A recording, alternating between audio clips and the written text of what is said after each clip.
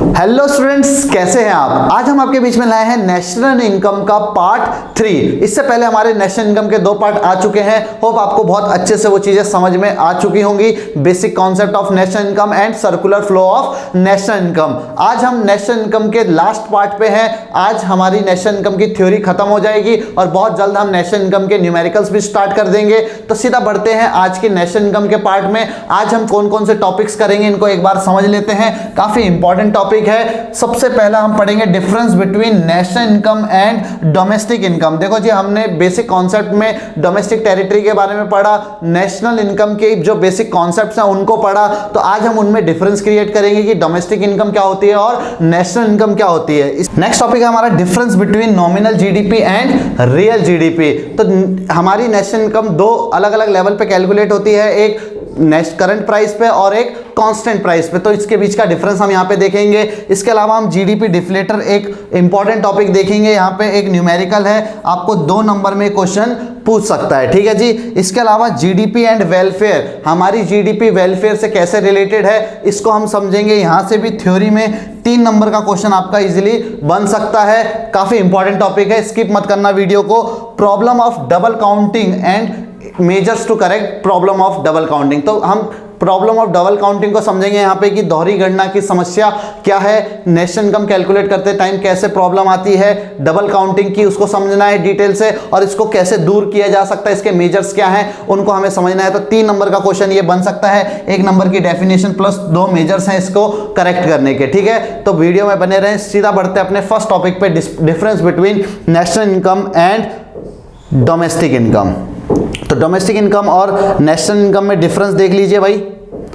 सबसे पहले हम डोमेस्टिक इनकम की डेफिनेशन को समझेंगे। तो देखो डोमेस्टिक इनकम क्या होती है। सबसे पहले एक डोमेस्टिक टेरिटरी को हमने समझा था कि एक देश की डोमेस्टिक टेरिटरी क्या होती है। इसके लिए मैंने आपको एक मैप की मदद से समझाने की कोशिश की थी लेक्चर 2 में। अगर आपने लेक्चर 2 नहीं देखा तो भाई पहले लेक्चर 2 को देख लो, बेसिक कॉन्सेप्ट समझ जाओगे वहां पे। तो हमने भारत का नक्शा देखा था, और ये नॉर्मली किसी भी इंसान से पूछते हैं हम कि एक देश की टेरिटरी क्या होती है, तो वो आपको इस मैप की ओर इशारा करता है। बट ये है आपकी सिर्फ पॉलिटिकल और ज्योग्राफिकल टेरिटरी। इकोनॉमिकल टेरिटरी इससे कहीं ज्यादा होती है। उसके मैंने आपको 4 पॉइंट्स बताए थे कि इसके अलावा हम क्या क्या चीजें उसमें ऐड करते हैं। तो देखो इस टेरिटरी के अंदर जितनी भी इनकम जनरेट की जाती है, जितनी भी गुड्स एंड सर्विसेज प्रोड्यूस की जाती है, उसकी वैल्यू को हम क्या कहते हैं, डोमेस्टिक इनकम। यानी एक टाइम पीरियड पे आप एक कंट्री के अंदर, एक डोमेस्टिक टेरिटरी के अंदर जितनी भी फाइनल गुड्स एंड सर्विसेज, आप देखो ये फाइनल गुड्स, इंटरमीडिएट गुड्स क्या होता है, ये सब बेसिक कॉन्सेप्ट है। अगर आपने सेकंड लेक्चर नहीं देखा तो भाई वहां पे ये सारी चीजें आपको डिटेल से समझा रखी है, कौन सी चीजें नेशनल इनकम में और डोमेस्टिक इनकम में ऐड होती है और कौन सी नहीं होती, ठीक है। तो वो वीडियो देख लो आराम से, तब इस वीडियो को समझना। अब देखो डोमेस्टिक इनकम की एक छोटी सी डेफिनेशन बन रही है यहाँ पे। It is a territorial concept. तो देखो एक टेरिटरी को यहाँ पे डिनोट किया जा रहा है कि टेरिटोरियल कॉन्सेप्ट है। कहता है as it includes the value of final goods. सिर्फ फाइनल गुड्स एंड सर्विसेज की वैल्यू को ऐड करते हैं। ये इंटरमीडिएट गुड्स और फाइनल गुड्स में डिफरेंस देखा था हमने।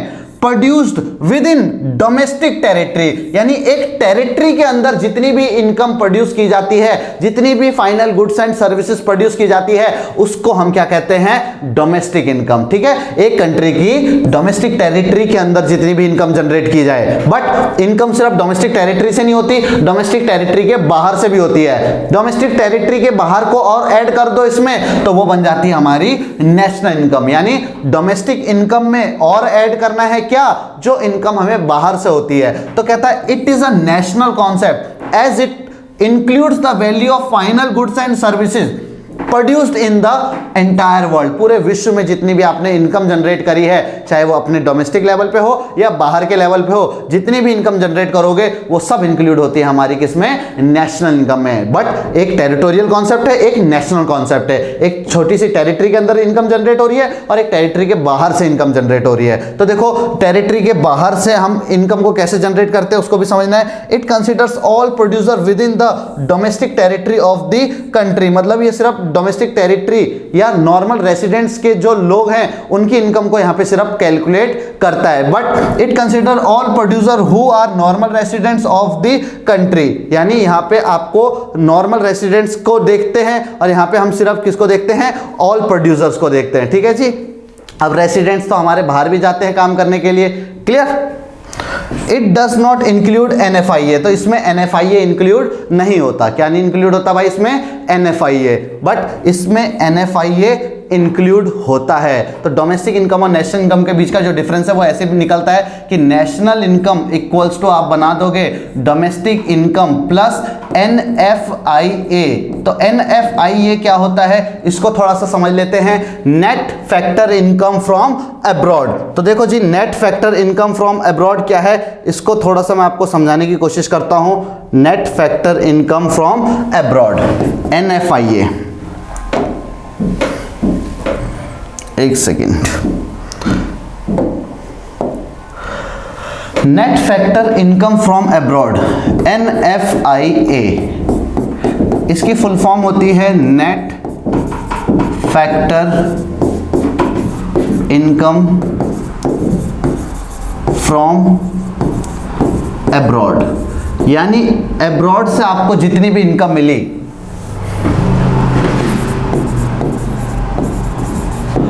बाहर देश से जितनी भी इनकम मिली। अब देखो कुछ इनकम हम बाहर देश वालों को देते हैं, तो इनकम आती है आपको जो बाहर देश से आती है उसे हम कहते हैं फ्रॉम अब्रॉड, और जो हम इनकम दूसरों को देते हैं उसे हम कहते हैं टू अब्रॉड। तो उसके बीच के डिफरेंस को हम क्या कहते हैं यहाँ पे? NFIA कहते हैं। तो डोमेस्टिक इनकम में क्या होता है बेसिकली, डोमेस्टिक इनकम में हम बाहर की इनकम को ऐड नहीं करते। तो डोमेस्टिक इनकम निकालने के लिए क्या करेंगे, नेशनल इनकम में से NFIA को माइनस कर देंगे, और नेशनल इनकम निकालने के लिए आप डोमेस्टिक इनकम में NFIA को ऐड कर लोगे। ठीक है जी, तो डोमेस्टिक इनकम प्लस NFIA, जितना बाहर से पैसा आया उसको ऐड कर लो तो नेशनल इनकम आ जाएगी, और डोमेस्टिक इनकम निकालनी है तो नेशनल इनकम में से NFIA को माइनस कर लो। तो ये एक फॉर्मूला याद रखना आप। ठीक है जी, आगे बढ़े।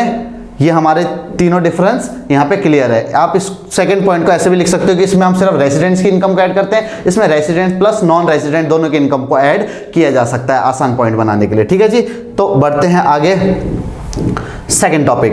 अब देखो जी, जब हम नेशनल इनकम कैलकुलेट करते हैं तो नेशनल इनकम हमारी कैलकुलेट होती है दो प्राइस पे।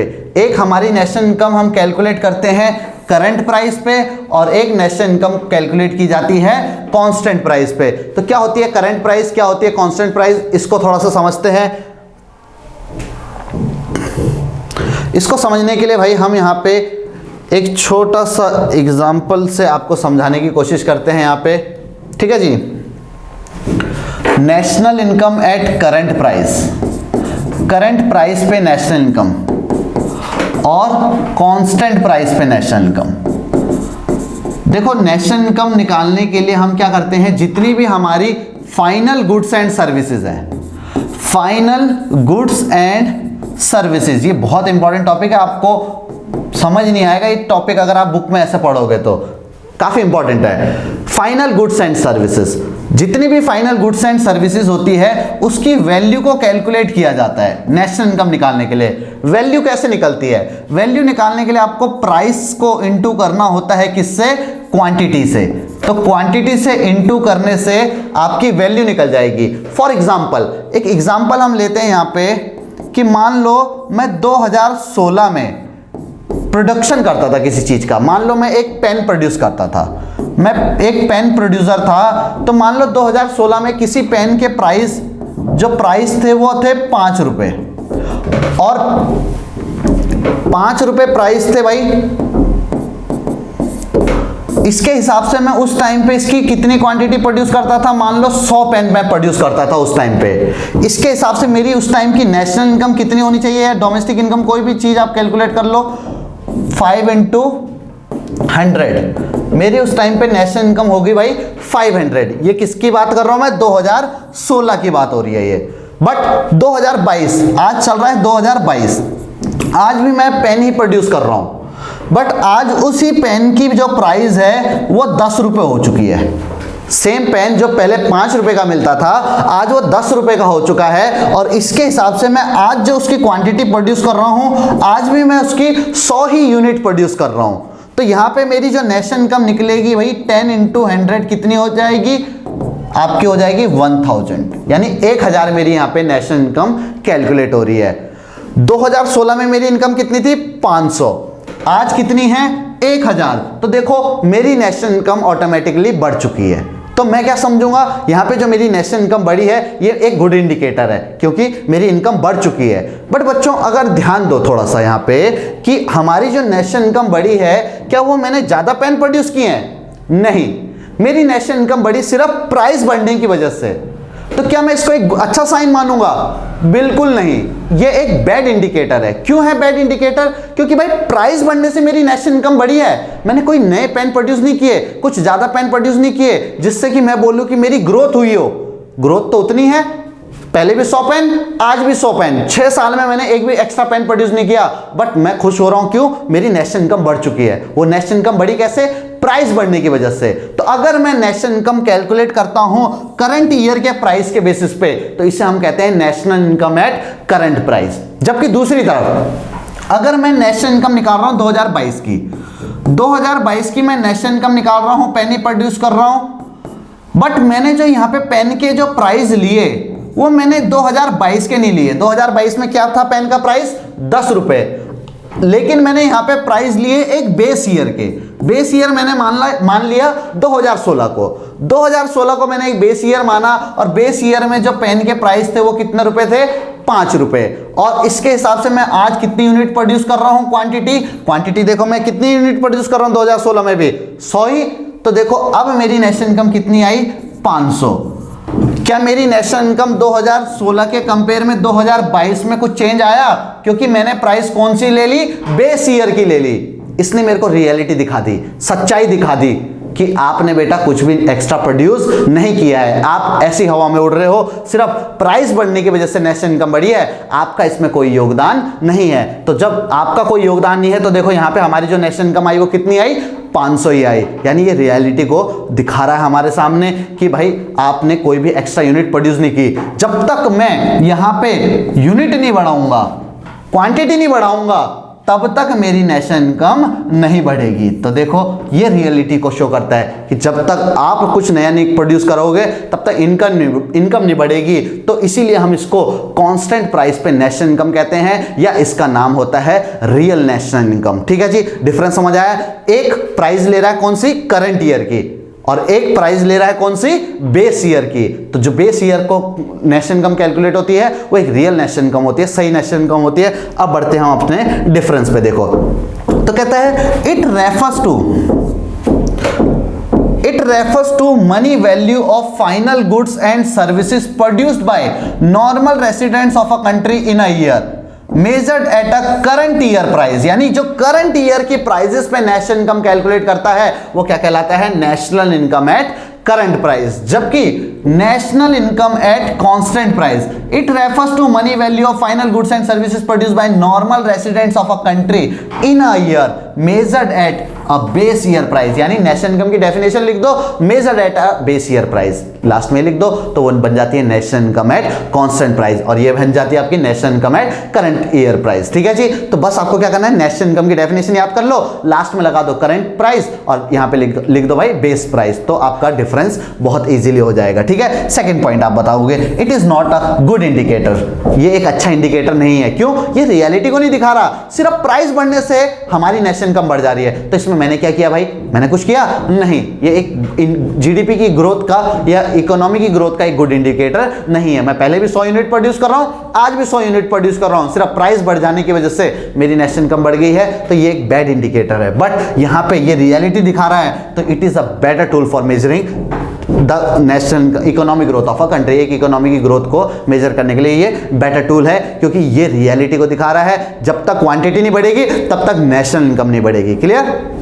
तीसरा, it is affected by change in both price and quantity. Price में भी चेंज आ जाए या क्वांटिटी में भी चेंज आ जाए, ये दोनों की चेंज होने की वजह से यहां पे इफेक्ट हो जाता है। बट यहां पे सिर्फ जब तक क्वांटिटी में चेंज नहीं आएगा तब तक नेशनल इनकम में चेंज नहीं आएगा, तो ये आपकी रियल नेशनल इनकम है। ठीक है जी, इसका एक और नाम, it is also known as nominal national income, और it is also known as real national income. तो जो रियलिटी को शो करता है वो रियल नेशनल इनकम है। इससे भी आप याद कर सकते हो कि क्योंकि बेस प्राइस, हमने प्राइस कौन सा लिया? पीछे वाला। ठीक है, समझ में आया भाई? बढ़े आगे, अगला टॉपिक देखते हैं। अगला टॉपिक है यहाँ पे जीडीपी डिफ्लेटर, जो हमने अभी टॉपिक पढ़ा उसी से रिलेटेड है। देखो जीडीपी डिफ्लेटर क्या होता है? हमने दो तरह से नेशनल इनकम निकाली, एक नॉमिनल नेशनल इनकम निकाली और एक रियल नेशनल इनकम निकाली। तो देखो रियल जो नेशनल इनकम है ये आपकी बेस ईयर की प्राइस पे, बेस ईयर की प्राइस से आपकी नेशनल इनकम कैलकुलेट करता है। तो देखो आपने 11th क्लास में एक छोटा सा टॉपिक पढ़ा होगा प्राइस इंडेक्स, स्टैट्स में आपने प्राइस इंडेक्स के बारे में पढ़ा होगा, तो जीडीपी डिफ्लेटर उसी का ही नाम है प्राइस इंडेक्स। प्राइस इंडेक्स क्या करता था बच्चों? प्राइस इंडेक्स मेजर करता था, प्राइस इंडेक्स वहां पे मेजर करता था प्राइस में होने वाले चेंज को, कि ओवर अ टाइम पीरियड में क्या चेंजेस आए हैं हमारे देश में या हमारी इकोनॉमी में प्राइसेस में, तो उस चेंज को मेजर करता था कौन? Price index. इसके लिए हम क्या करते थे? एक बेस प्राइस लेते थे और एक करंट प्राइस लेते थे। तो यहां पे भी हम वही कर रहे हैं, रियल जीडीपी होती है हमारी बेस प्राइस पे और नॉमिनल जीडीपी होती है हमारी करंट प्राइस पे। तो ये जो प्राइस का जो डिफरेंस आता है उसको न्यूट्रलाइज करने के लिए हम एक फॉर्मूला यूज करते हैं जीडीपी डिफ्लेटर का यहां पे, कि nominal GDP divided by real GDP into में 100, यानी चीजों को हम यहाँ पे परसेंटेज में निकालते हैं। परसेंटेज में क्यों निकालते हैं? क्योंकि ये एक इंडिपेंडेंट नंबर हो जाता है। ठीक है जी।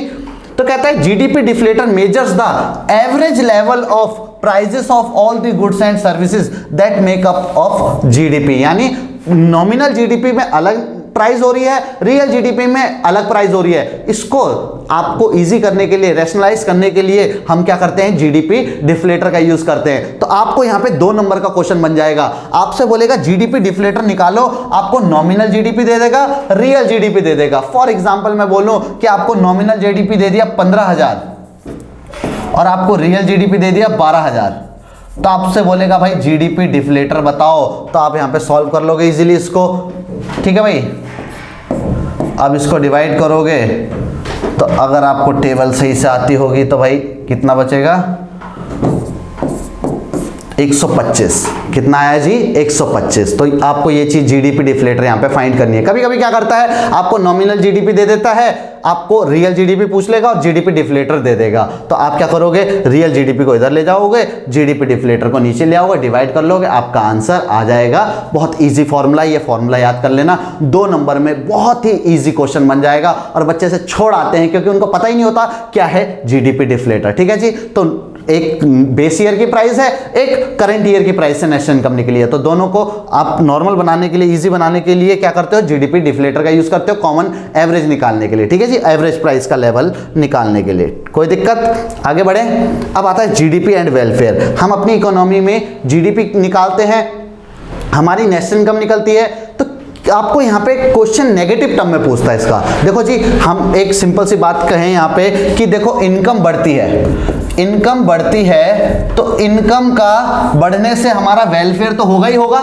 ये तो सिंपल है भाई, इनकम बढ़ेगी, जीडीपी बढ़ेगी तो वेलफेयर होगा। बट इसको नेगेटिव टर्म में क्वेश्चन पूछ लेता है कि क्या जरूरी है कि हमेशा इनकम बढ़ने पे वेलफेयर हमारा हो ही हो? क्या ये जरूरी है हमारे लिए?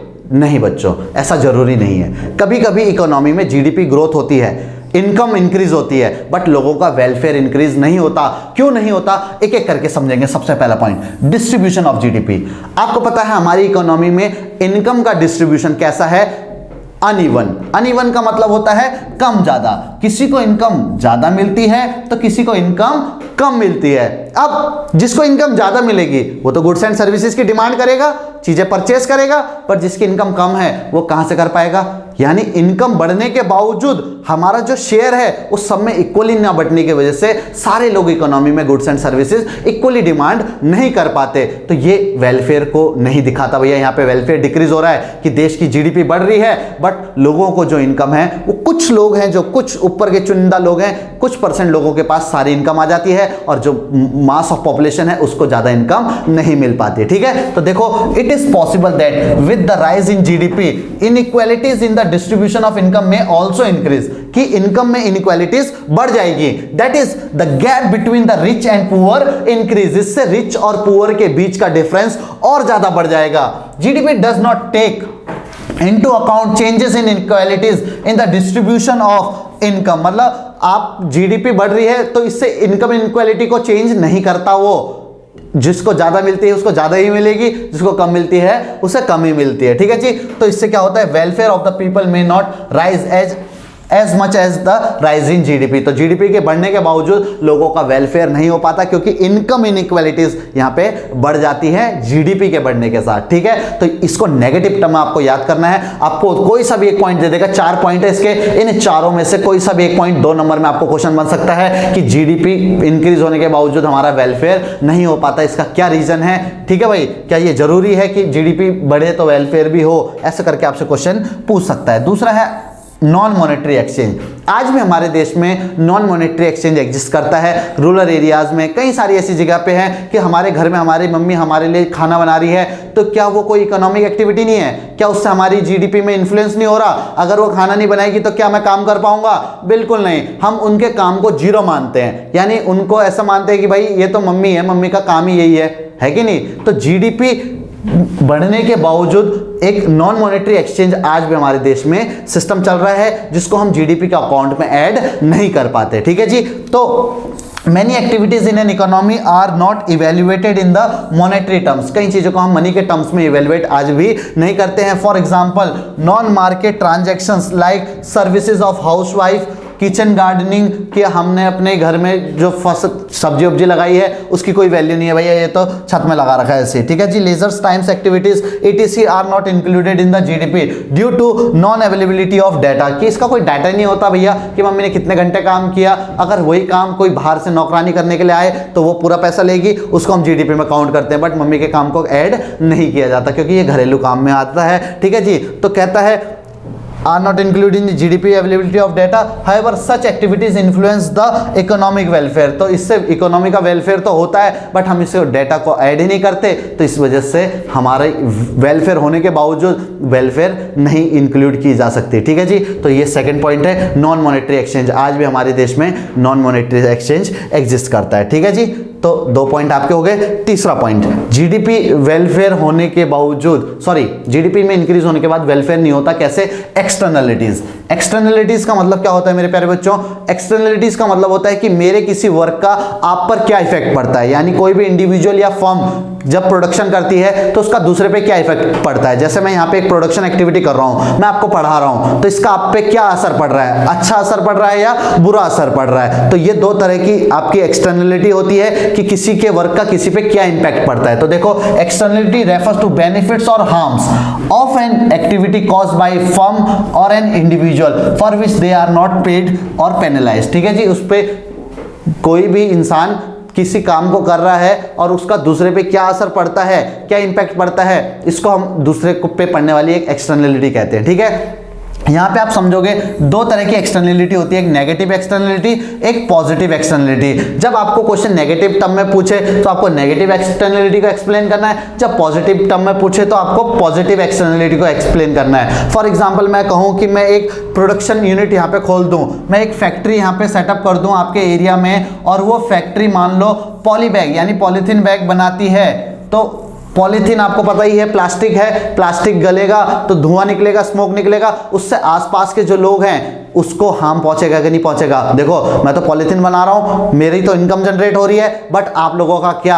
आपके लिए तो एनवायरनमेंट डैमेज हो रहा है ना। तो ये एक नेगेटिव एक्सटर्नलिटी है, यानी मेरे किसी काम का दूसरे पे एक बुरा प्रभाव पड़ता है, तो उसे हम नेगेटिव एक्सटर्नलिटी कहते हैं। तो कहता है environment pollution caused by industrial plants such as pollution reduce the welfare through the negative effect on the health. तो इससे हमारी क्या है, एक वेलफेयर को कमी करने का काम कर रहा है, हमारी हेल्थ के लिए ये नुकसानदायक चीज है। ठीक है, पॉजिटिव एक्सटर्नलिटीज। पॉजिटिव एक्सटर्नलिटी का मतलब है कि आपके किसी वर्क का किसी पे पॉजिटिव इंपैक्ट पड़े। तो इसका आप एग्जांपल ले सकते हो कि पब्लिक पार्क्स, आपने एक पार्क बना दिया, उस पार्क में लोग जाते हैं घूमने, अच्छी हवा लेते हैं, मॉर्निंग वॉक करते हैं, तो उससे कहीं ना कहीं लोगों का भला होगा। आपके प्रोडक्शन एक्टिविटी की वजह से लोगों का भला हो, जैसे मैं आपको पढ़ा रहा हूँ, तो इससे आपका कोई नुकसान नहीं है भाई, भला ही है। ठीक है, कि आप देश के लिए कुछ करोगे, आगे जाके बढ़ोगे, बनोगे कुछ। ठीक है, तो 2 तरह की एक्सटर्नलिटी होती है। तो यानी आपको किस टर्म में समझाना है इसको? नेगेटिव टर्म में। क्लियर? नेगेटिव एक्सटर्नलिटी को एक्सप्लेन करना होता है, क्योंकि इनकम बढ़ने के बावजूद जब वेलफेयर नहीं होता तो उसके लिए नेगेटिव एक्सटर्नलिटी यूज की जाती है। लास्ट है कंपोजिशन ऑफ जीडीपी। जीडीपी की संरचना। देखो जी, जब हमारी देश की नेशनल इनकम होती है, तो अब उस इनकम को खर्च करने की बारी होती है कि कहां कहां पे कितना कितना पैसा लगाएंगे। तो सरकार यहाँ पे जब जीडीपी कंपोज करती है तो हेल्थ सेक्टर पे, एजुकेशन सेक्टर पे, डिफेंस सेक्टर पे हर जगह पैसा लगाती है। तो आप देखोगे हमारे देश में हम डिफेंस पे इतना ज्यादा पैसा खर्च करते हैं। अभी मैंने पढ़ रहा था न्यूज में कि हमारी 4th लार्जेस्ट आर्मी बनने जा रही है, भाई बन चुकी है एक तरह से 4th लार्जेस्ट आर्मी। अब आप खुद सोचो, आपने 26 जनवरी की परेड देखी होगी, न जाने कितने तोप, मिसाइल, हम गोला बारूद वहां पे देखते हैं, राफेल विमान देखते हैं, बट क्या आपने कभी अपनी लाइफ में सुना है अभी तक कि इंडिया ने पाकिस्तान पे ये मिसाइल गिरा दी, इंडिया ने चाइना पे ये मिसाइल गिरा दी? नहीं ना। सिर्फ कहां यूज आती है ये? 26 जनवरी की परेड में दिखाने के लिए। अब ये थोड़ा हमें डिफेंस रखना पड़ता है अपने, क्योंकि हमारे पड़ोसी देश थोड़े खतरनाक हैं, बट उस डिफेंस पे पैसा खर्च करने से हमारे वेलफेयर में कोई इंक्रीमेंट नहीं आता। आप राफेल लाओगे तो क्या हमें घुमाते हो राफेल विमान में? नहीं ना, वो सिर्फ डिफेंस के काम आता है और उससे हमारा वेलफेयर कुछ लेना देना नहीं, हमारी एजुकेशन पे कुछ नहीं हो रहा, हेल्थ पे कुछ असर नहीं पड़ रहा। कोरोना काल में आपने देख ही लिया होगा कितने हॉस्पिटल्स थे आपके लिए, कितने ऑक्सीजन सिलेंडर्स थे आपके लिए, ठीक है जी। तो composition of GDP, income increase होने के बावजूद हेल्थ पे पैसा खर्च नहीं कर रही सरकार, एजुकेशन पे पैसा खर्च नहीं कर रही, तो इससे वेलफेयर रिड्यूस होता है। क्या होता है? वेलफेयर रिड्यूस, ठीक है जी। Rise in GDP will promotes welfare only if increase in output, compromise of goods and of mass compromise and essential goods does not lead to any direct to increase in welfare of the people. मतलब कि आप यहाँ पे point देख रहे हो कि direct कोई चीज़ हमारे लिए कोई प्रोड्यूस नहीं होती। अगर डायरेक्ट कंज्यूमर गुड्स प्रोड्यूस होंगी तो इससे हमारा वेलफेयर इंक्रीज होगा, बट आप डिफेंस पे पैसा खर्च कर दो, इक्विपमेंट्स पे पैसा खर्च कर दो तो उससे वेलफेयर नहीं होगा। डायरेक्ट हमारी कंजप्शन गुड्स पे सरकार को पैसा खर्च करना चाहिए जिससे हमारी वेलफेयर इंक्रीज हो। एजुकेशन हो गया, हेल्थ हो गया, इस सेक्टर पे सरकार जितना ज़्यादा पैसा खर्च करेगी उतना लोगों का भला होगा। तो आप यहाँ पे देख सकते हो कंपोजिशन ऑफ जीडीपी, एक्सटर्नलिटीज, ठीक है, नॉन मॉनेटरी एक्सचेंज और हमारी इनकम इनइक्वालिटीज, ये चीज चारों पॉइंट आपको दिखाते हैं कि जीडीपी बढ़ने के बावजूद हमारा वेलफेयर नहीं हो पाता, ठीक है। बढ़े आगे नेक्स्ट टॉपिक पे, समझ आ रहा है। लास्ट टॉपिक है हमारा प्रॉब्लम ऑफ डबल काउंटिंग, दोहरी गणना की समस्या, हिंदी में कहते हैं इसे दोहरी गणना की समस्या। क्या होती है प्रॉब्लम ऑफ डबल काउंटिंग? जब भी हम नेशनल इनकम कैलकुलेट करते हैं, नेशनल इनकम कैलकुलेट करते टाइम जब भी किसी गुड्स एंड सर्विसेज की, जब भी किसी गुड्स एंड सर्विसेज की वैल्यू को हम 2 या 2 से ज्यादा बार, मोर देन 1 लिख सकते हैं हम, 1 से ज्यादा बार भी अगर आपने यहाँ पे काउंट कर दिया, मोर देन 1, 1 से ज्यादा बार भी अगर आपने किसी भी वैल्यू को कैलकुलेट कर दिया तो इससे प्रॉब्लम आ जाती है, प्रॉब्लम ऑफ डबल काउंटिंग, दोहरी गणना की समस्या, ठीक है जी। क्या होती है समझो। मान लो मैं एक प्रोड्यूसर हूं, मैं क्या प्रोड्यूस करता हूं? सबसे पहले लेवल पे, सबसे पहले जी जो नेचर से मिलती है हमें चीजें वही प्रोड्यूस होती है। तो मान लो मैं एक किसान हूं, मैं एक फार्मर हूं, मैं प्रोड्यूस करता हूं क्या? गेहूं, वीट प्रोड्यूस करता हूं। अब देखो जी, वीट प्रोड्यूस करने की जो मेरी कॉस्ट है, किसान की कॉस्ट, वो 0 रुपए है। कैसे कि घर के बीज थे, अपने बैलों से हल लगाया, बो दिए भाई, थोड़ा मोटा कॉस्ट आया और मैंने 500 रुपए तक की, 500 रुपए तक के वीट प्रोड्यूस कर करके रख दिए भाई, ठीक है जी। अब मैंने 500 रुपए के वीट प्रोड्यूस किए, मैं प्रोडक्शन कर चुका हूं। अब मैंने अपने प्रोडक्ट को मार्केट में बेचा, मैंने मार्केट में बेचा तो ये वीट एक फ्लोर मिल वाले ने, यानी आटा चक्की वाले ने खरीद लिया भाई। अब आटा चक्की वाले ने क्या किया भैया, इस गेहूं का 500 रुपए में खरीदा, मेरे से 500 रुपए में किसान से खरीद लिया, और उसने क्या किया भाई, इस 500 रुपए में आगे ऐड कर दिए कितने, 200 रुपए, उसको आटा बनाया और 700 रुपए का कर दिया, ठीक है जी। 500 रुपए की चीज उसने किस में कन्वर्ट कर दी, 700 रुपए में, और उसने ये 700 रुपए का आटा बना करके दोबारा बेच दिया किसको, एक ढाबे वाले को, यानी एक आप होटल वाले को लिख सकते हैं यहाँ पे, होटल या बेकर या जो भी आपको लगे, एक जो आगे प्रोड्यूस करेगा उस चीज से। तो उसने आटा क्या कहां प्रोड्यूस कर दिया जी, आटा चक्की वाले ने आटा बना करके भेज दिया 700 रुपए में यहाँ पे, ठीक है जी। 700 रुपए में उसने यहाँ पे चीजों को आगे भेज दिया। अब होटल वाले ने क्या किया, होटल वाले ने उससे रोटी बनाई, और रोटी बना करके अल्टीमेटली कहां तक पहुंचेगी, कंज्यूमर तक। उसने उसमें फिर वैल्यू ऐड करी और 1000 रुपए का 1000 रुपए का उसने कहाँ बेचा, उसको आगे बेच दिया। ठीक है जी। तो कौन सी चीज थी, सबसे पहले गेहूं 500 रुपए का प्रोड्यूस हुआ तो उसने 500 का आटे वाले को बेचा, उसने 700 रुपए का होटल वाले को बेचा, होटल वाले ने 1000 रुपए में रोटी बना करके किसको बेची, कंज्यूमर को बेची। अब कंज्यूमर क्या करेगा, उस रोटी को खाएगा ही भाई, कंज्यूम करेगा। बट यहां पे देखो, जब नेशनल इनकम कैलकुलेट करने वाले आएंगे इनके पास, तो सबसे पहले जाएगा किसके पास, किसान के पास। किसान से पूछा भाई, हाँ जी किसान जी आपने इस साल कितना प्रोडक्शन किया, तो किसान ने बता दिया भाई कि मैंने इस साल भाई 500 रुपए कमाए। वेरी गुड भाई, बहुत बढ़िया, आपने 500 रुपए की चीज बेची, आपने 500 रुपए कमाए। फिर आटा चक्की वाले के पास गया भाई, आटा चक्की वाले से पूछा भाई हाँ भाई इस साल कितने तक की सेल करी आपने, तो उसने बता दी भाई 700 रुपए की चीज बेची थी मैंने भाई, नेशनल इनकम में कैलकुलेट हो गया। फिर आते हैं होटल वाले के पास, होटल वाले से पूछते हैं जी आपने इस साल कितने तक की चीज बेची, तो इसने भी बता दिया भाई 1000 रुपए तक की चीज बेची।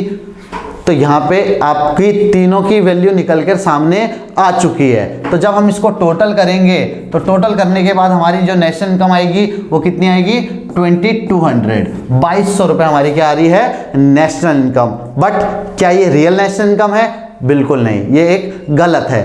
क्यों, क्योंकि भैया यहाँ पे आप देखोगे कि 500 रुपए पहली बार गेहूं की वैल्यू ऐड हुई, चलो जी ठीक है, क्या इस 700 रुपए में ये 500 रुपए ऐड नहीं थे ना, यानी इसमें हमने एक बार गेहूं की वैल्यू और ऐड कर दी। इस 1000 रुपए में क्या 500 रुपए ऐड नहीं थे, इसमें जो इसने 200 रुपए और बढ़ाए वो ऐड थे या नहीं थे ना। तो यानी यहाँ 1000 रुपए में एक बार आटे की वैल्यू ऐड है और 2 बार गेहूं की वैल्यू ऐड है, यानी एक ही वैल्यू 2 से ज्यादा बार ऐड हो रही है। इसे ही हम कहते हैं प्रॉब्लम ऑफ डबल काउंटिंग। तो problem of double counting arise क्यों हुई, क्योंकि यहां पे हर कोई इंसान अपनी प्रोडक्ट को फाइनल प्रोडक्ट मान करके बेचता है। मैं कोई चीज बेच रहा हूं, वो फाइनल प्रोडक्ट है। अब यहां से आगे गई जब गेहूं, तो गेहूं किसान के लिए तो फाइनल था, उसकी तरफ से फाइनल था, क्योंकि भाई उसने बेच दिया वो।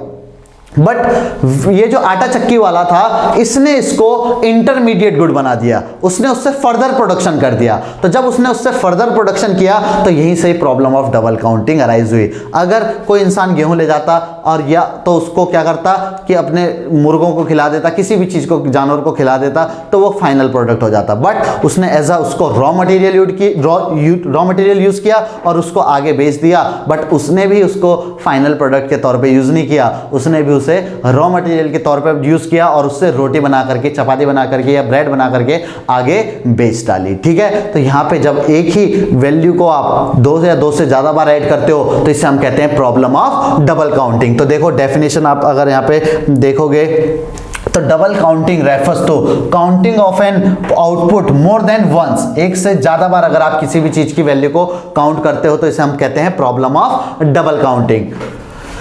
Passing through various stages of production. ठीक है जी। तो प्रोडक्शन के वेरियस स्टेजेस में जब आप गुजरते हो, तो यहाँ पे प्रॉब्लम ऑफ डबल काउंटिंग आती है। तो let us understand this through the famous example of farmer Miller and baker. तो फार्मर मिलर और बेकर का एग्जांपल है, यहाँ पे पूरे एग्जांपल मैं आपको अच्छे से समझा चुका हूँ। ठीक है जी। 2200 आपकी गलत नेशनल इनकम है। हमें नेशनल इनकम सिर्फ किसकी ऐड करनी होती है, ये मैंने आपको बेसिक कॉन्सेप्ट में बहुत अच्छे से समझाया है कि सिर्फ फाइनल गुड्स एंड सर्विसेज की वैल्यू को ऐड करते हैं। तो बट अब ये तो बहुत बड़ी समस्या है ना, क्योंकि हर कोई तो अपनी चीज बोल रहा है कि मेरी तरफ से फाइनल है, बट उसको वो इंटरमीडिएट गुड्स की तरह यूज करते हैं। तो तब क्या करोगे आप, यहां पे प्रॉब्लम आ जाती है। तो फाइनल गुड्स एंड सर्विसेज की वैल्यू को सिर्फ ऐड करना है, यानी यहां पे जो 1000 है, 1000 है, वही सिर्फ फाइनल प्रोडक्ट है। रोटी खाई जाएगी, उसके बाद उसका कोई यूज नहीं है। बट उससे पहले के जो स्टेजेस हैं, वहां पे सारी जगह इंटरमीडिएट गुड बन जाती है। ठीक है।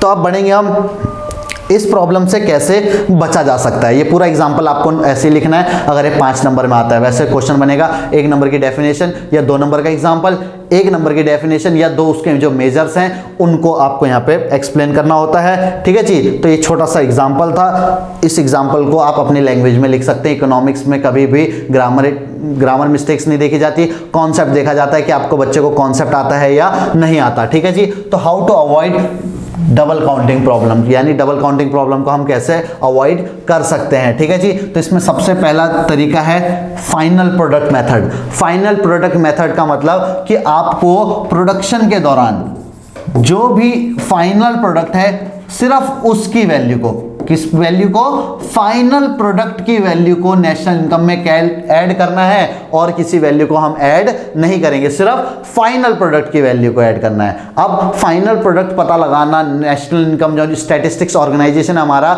उसके लिए कितना मुश्किल काम होगा कि कौन इंसान फाइनल बेच रहा है, समझ रहे हो बात को। तो ये एक मुश्किल काम है, ये आपकी प्रॉब्लम को 100% सॉल्व नहीं कर सकता, ठीक है जी। तो कहता है according to this method value of only final goods and goods should be added to the determine the national income, ठीक है जी। नेशनल इनकम कैलकुलेट करते टाइम सिर्फ फाइनल गुड्स की वैल्यू को ऐड करते हैं हम। In the given example, value of bread of 1000 sold to final consumer should be taken in the national income, यानी 1000 रुपए सिर्फ हम नेशनल इनकम में ऐड करेंगे, यानी जो हमारी नेशनल इनकम आएगी वो कितनी आएगी, 1000 आएगी, ठीक है जी। ये real national correct national income है, बाकी वो गलत थी, ठीक है जी। दूसरा मेथड, ये 100% सॉल्व नहीं कर रहा आपके प्रॉब्लम को, बट दूसरा मेथड आपकी प्रॉब्लम को 100% सॉल्व कर देता है। ये कहता है वैल्यू एडेड मेथड। कहता है भैया कि आप सिर्फ जितनी आपने वैल्यू ऐड करी है उसको काउंट करो। तो देखो जी, हम सबसे पहले किसान के पास गए, किसान से पूछा आपने कितने की चीज खरीदी थी, उसने कहा भाई मेरे तो घर की चीज थी। तो कितने में बेची आपने, 0 रुपए की खरीदी थी, 500 रुपए की बेची, तो उसने कितनी वैल्यू ऐड करी इसमें, 500 रुपए वैल्यू ऐड, 500 रुपए वैल्यू ऐड कर दी है। भाई आटा चक्की वाले पे गए, आटा चक्की वाले से पूछा भाई तूने कितने की खरीदी थी, उसने कहा जी 500 की खरीदी थी, मैंने उसमें 200 रुपए वैल्यू ऐड करे और वो चीज़ 700 की आगे बेच दी। हमने कहा ठीक है भाई बढ़िया किया तूने। 700 वाले से पूछा भाई कि ढाबे वाले से तूने कितने में चीज़ खरीदी और कितने में बेची, तो उसने बोला जी 700 की खरीदी, 1000 में बेची, मैंने 300 रुपये वैल्यू ऐड की है। तो जितनी जितनी वैल्यू ऐड करी है, कितनी वैल्यू ऐड करी है भाई, 500 रुपये, 200 रुपये और 300, इसको टोटल कर देंगे तो क्या बनेगा, 1000। और यही क्या है, हमारी करेक्ट नेशनल इनकम है, रियल नेशनल इनकम है। तो यहाँ पे हमारी problem of double counting 100% solve हो जाती है, क्योंकि कोई भी इंसान ये तो बता देगा ना मैंने कितनी वैल्यू ऐड करी है। तो जो वैल्यू ऐड करते हैं उसी को ही हम कहते हैं वैल्यू एडेड मेथड। तो दो तरीकों से हम नेशनल इनकम को प्रॉब्लम ऑफ डबल काउंटिंग को इजीली सॉल्व कर सकते हैं। सबसे पहला मेथड थोड़ा मुश्किल है, बट दूसरे मेथड से ये प्रॉब्लम 100% सॉल्व हो जाती है। क्लियर? तो होप आपको ये पूरा लेक्चर समझ में आया होगा, और इसी के साथ हमारी नेशनल इनकम की पूरी थ्योरी खत्म हो जाती है। अब इसके बाद हम इसके कुछ एग्जाम आइडिया या दूसरे किसी सैंपल पेपर के जो कुछ इंपॉर्टेंट क्वेश्चन होंगे नेशनल इनकम के वो भी करेंगे, और इस नेक्स्ट जो लेक्चर आएगा अभी हमारा वो नेशनल इनकम के मेथड्स का आएगा। होप आपको ये वीडियो पसंद आई होगी, और अगर पसंद आई है तो अपने दोस्तों और जो भी आपकी पूरे फैमिली मेंबर्स हों, जो पढ़ रहे हो बच्चे आपकी फैमिली के, उन तक ये वीडियो शेयर करें। गांव देहातों तक, एरिया तक आप इस चीज़ को पहुंचाएं, उनको भी इस चीज़ का फ़ायदा पहुंचाएं। तो मिलते हैं आपको नेक्स्ट वीडियो में, तब तक के लिए tata bye bye, see you, धन्यवाद, जय हिंद, जय भारत।